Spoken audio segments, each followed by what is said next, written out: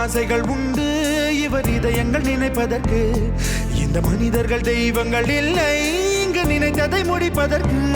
இப்போது இது ஆண்டவன் ஆடிடும் ஆட்டம் என தெரிவது எப்போது?